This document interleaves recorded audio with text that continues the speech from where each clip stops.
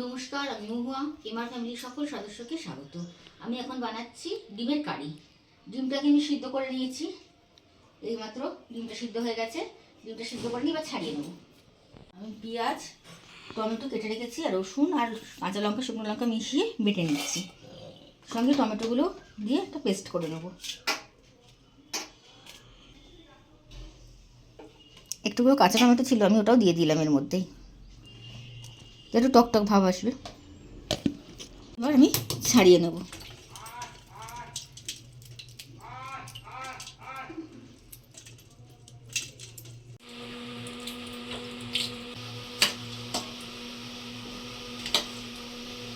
Gas on করে কড়াটা বসিয়ে দিয়েছি, এবার তেলটা ঢেলে নিচ্ছি।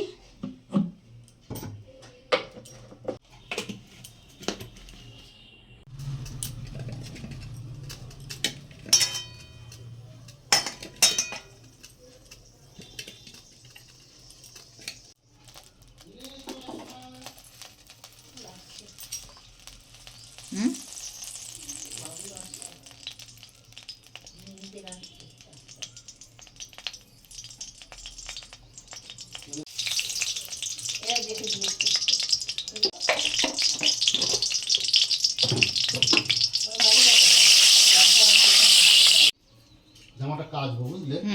আরে তেলটা গরম হয়ে গেছে, এবার ডিমগুলো দিয়ে দেবো।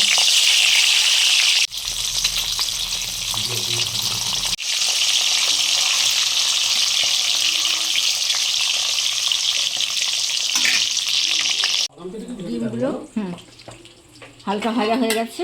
ডিমটা বেশি ভাজি না, হালকা করে ভেজে নিচ্ছে। বেশি ভাজলে ডিম ছিপে ছিপে লাগে। এবার তুলে নিলাম। এর মধ্যে দিয়ে দেবো কোচানো পেঁয়াজ,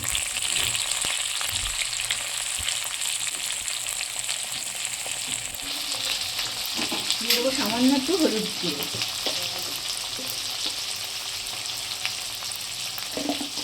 পেঁয়াজগুলোকে হালকা লাল করে ভেজে নেব।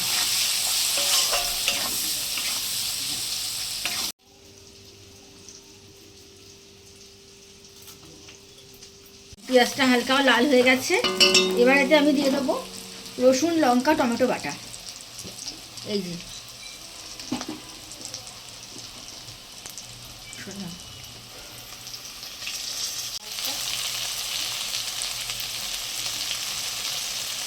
এবার দিয়ে দিলাম মশলা ধোয়া জল।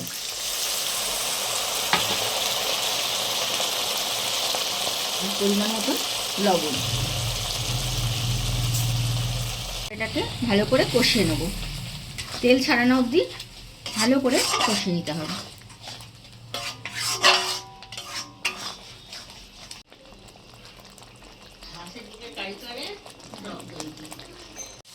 কষানো হয়ে গেছে, রান্নার থেকে তেল বেরিয়ে গেছে। এবার দিয়ে দেবো অল্প করে পরিমাণ মতন জল।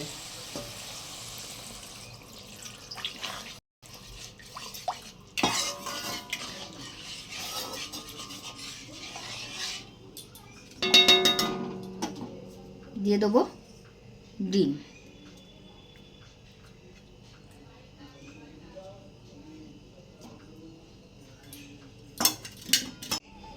দিয়ে দেবো ধনে পাতা কুচি।